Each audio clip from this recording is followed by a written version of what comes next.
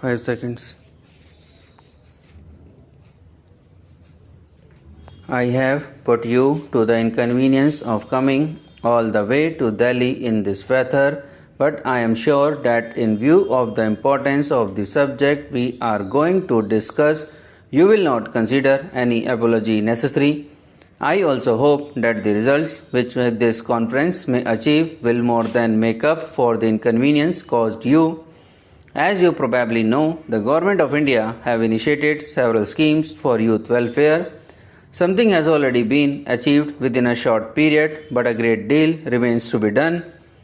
With regard to games and sports, I have been watching the scene for some time now with increasing concern, but I have so far abstained from intervening.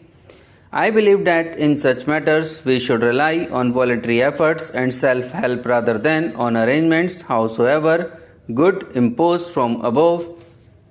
I understood that certain efforts were being made by persons actually concerned with sports organizations to set their house in order, and I therefore thought it best for the government to await the result of those efforts, and if those efforts bore fruit, to give all possible support to the new arrangements. It appears, however, that conditions are such that they are difficult to reform and that it will in any case be a long process.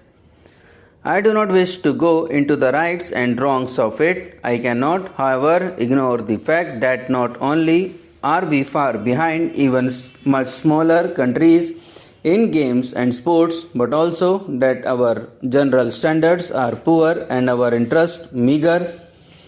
Sports and games have a very important role to play in the building up of a healthy nation, but one cannot say that they are playing that role in our country at all effectively. Indeed, I am not sure whether the popular interest in games and sports was not greater and standards comparatively higher 30 or 40 years ago. It is against this background that I have invited you today to consider what measures should be adopted to improve the existing state of affairs. I have deliberately not put before you any fixed agenda, as I would like you to feel free to raise whatever points you may consider specially important. It will of course not be possible for this conference to go into details, and we can perhaps leave that for future.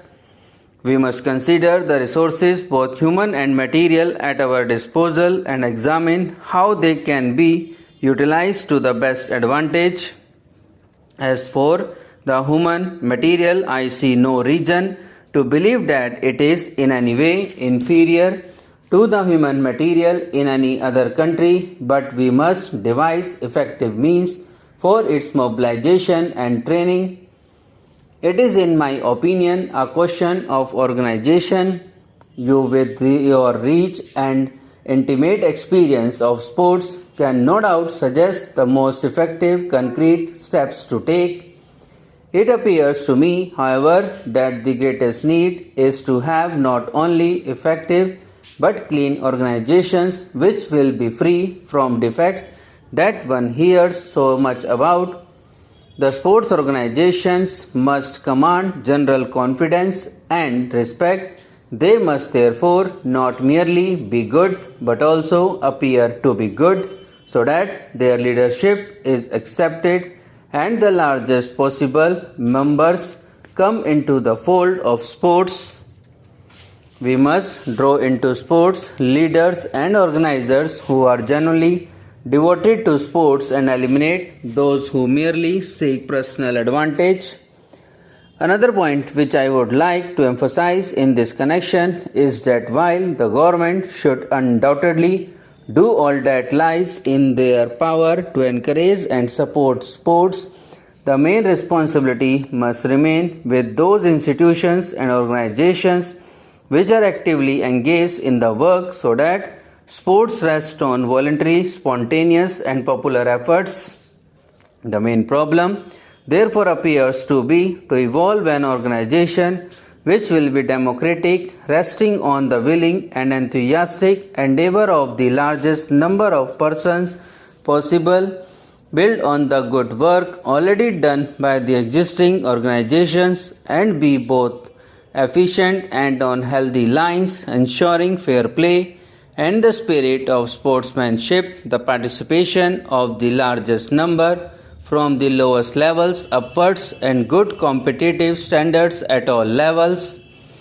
A very important part of the problem of organization is the provision of coaching and training facilities. I am aware that certain ad hoc coaching schemes were initiated in the past. Unfortunately, they were not only too few but also inadequate in their approach.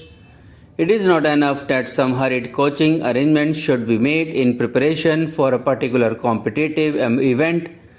Not only does it fail to yield the desired result, but it also places the wrong emphasis on competitive events. While we would all be gratified by the success of Indian participants in international contests, which is really important is not success in particular competitive events, but the building up of a nation physically fit and imbued with the spirit of sportsmanship in the competitive world. Subscribe now and press the bell icon. Never miss an update.